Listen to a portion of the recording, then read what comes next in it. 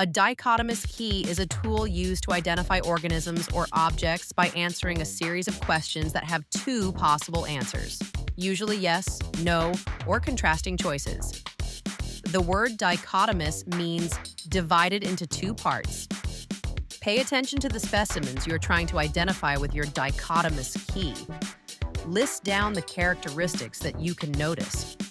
For example, say you are trying to classify a group of animals. You may notice that some have feathers, whereas others have legs, or some have long tails and others don't. Listen, when creating your dichotomous key, you need to start with the most general characteristics first before moving to the more specific ones. So it helps to have identified the more obvious and less obvious contrasting characteristics among the specimen before creating your dichotomous key. You can use statements, for example, has feathers and no feathers, or questions, does it have feathers, to divide your specimens into two groups. The first differentiation should be made on the most general characteristic. Based on the next contrasting characteristic, divide the specimen further. For example, first, you may have grouped your animals as have feathers and have no feathers, in which case the ones with feathers can be categorized as birds, while you can further subdivide the ones that have no feathers as having fur and having no fur. Continue to subdivide your specimen by asking enough questions until you have identified and named all of them. You can either create a text-based dichotomous key or a graphical one where you can even use images of the specimen you are trying to identify. Here, you can use a tree diagram or a flowchart as in the example. Once you have completed your dichotomous key, test it out to see if it works. Focus on the specimen you are trying to identify and go through the questions in your dichotomous tree to see if you get it identified at the end. If you think the questions in your dichotomous key needs to be rearranged, make the necessary adjustments.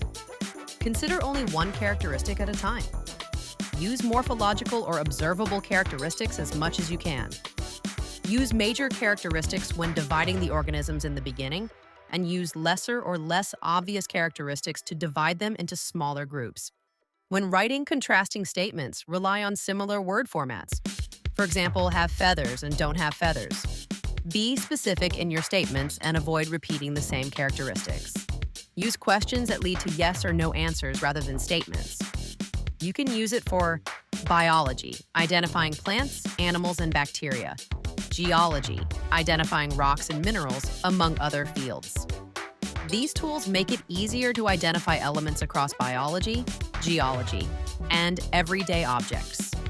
Let's see an example.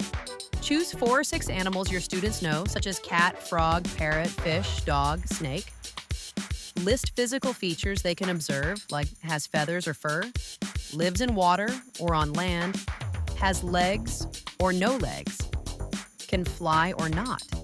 Create pairs of contrasting questions, yes, no, or either or, to start sorting. For example, 1A, animal has legs. Go to 2, then animal has fur.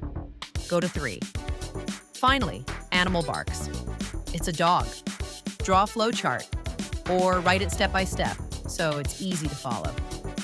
Optional, turn it into a guessing game. Students pick an animal and classmates use the key to figure it out. Did you find this video helpful? Share your own dichotomous keys in the comments so the entire EDI education community can interact and see if you nailed it.